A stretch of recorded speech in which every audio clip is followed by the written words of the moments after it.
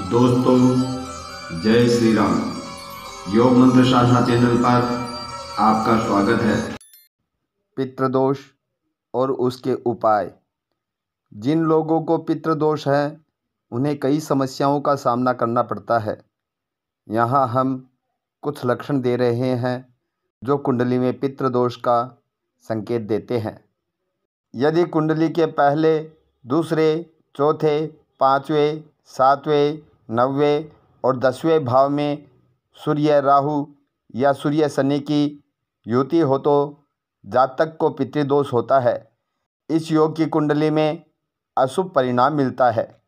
उदाहरण के लिए, यदि पहले घर में सूर्य राहु या सूर्य शनि जैसे अशुभ ग्रह योग हो तो वह व्यक्ति परेशानियों, गुप्त चिंताओं, जोड़ों के दर्द और स्वास्थ्य संबंधित समस्याओं से पीड़ित होता है।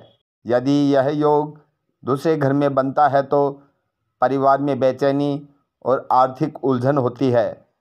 चौथे घर में पितृदोष योग बनता है तो इसके कारण भूमि, घर, माता, पिता और घर में सुख अभाव होता है। पंचम भाव में यह योग बनता है तो उच्च शिक्षा में दिक्कत आती है, अशांति होती है, संतान सुख में कमी आती है। सातवें घर में, नौवें घर में यह योग बनता है तो वैवाहिक सुख में बाधा उत्पन्न करता है। 10वें घर में पितृदोष बनता है तो कार्यक्षेत्र, व्यवसाय में समस्या उत्पन्न करता है। हर भाव के अनुसार फल का विचार है। यदि सूर्य राहु या शनि के साथ बैठा है तो यह पितृदोष है।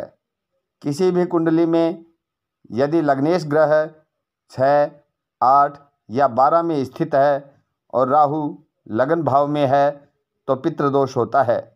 किसी भी कुंडली में छठे, 8वें, 12वें भाव और लग्नेश का स्वामी संबंध बनाता हो तो दुर्घटना, प्रेत बाधा, बुखार, नेत्र रोग का भय रहता है। अचानक मृत्यु के कारण प्रगति या गठन में रुकावट आती है। कार्य में व्यवधान, धन के अनजाने में हानि आदि नकारात्मक परिणाम मिलते हैं। योग जैसे चंद्र राहु, चंद्र केतु, चंद्र बुध, चंद्र शनि आदि को मातृदोष कहते हैं। जैसे पितृदोष है वैसे ही मातृदोष बनता है। इनमें से चंद्र राहु और सूर्य राहु योग को ग्रहण योग कहते हैं और बुध राहु को जड़ योग कहा जाता है। इन योगों के परिणाम स्वरूप अशुभ परिणाम भी भावेश की स्थिति के अनुसार दिखाई देते हैं। आमतौर पर चंद्रमा और राहु आदि योगों के प्रभाव के कारण माता, पत्नी को मानसिक तनाव, आर्थिक परेशानी, अव्यक्त रोग, भाइयों और बहनों का विरोध, अजनबियों की तरह व्यवहार करना आदि का सामना करना पड़ता है।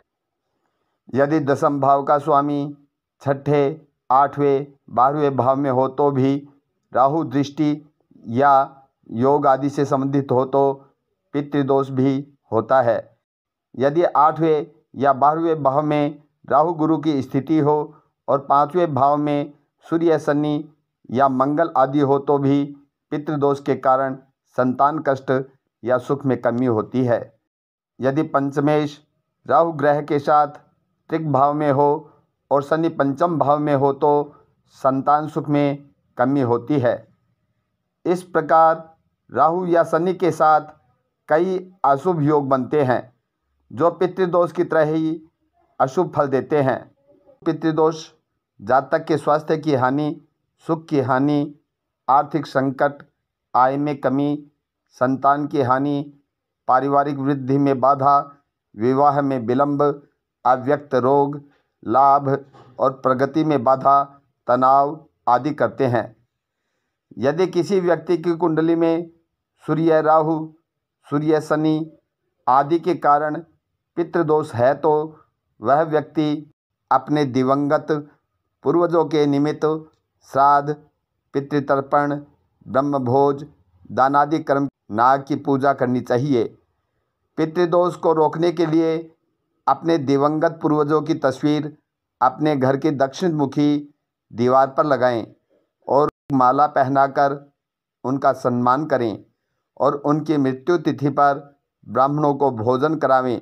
वस्त्र का दान करना चाहिए, दक्षिणा देनी चाहिए। अपने माता पिता और परिवार के अन्य सदस्यों का भी सम्मान करना चाहिए।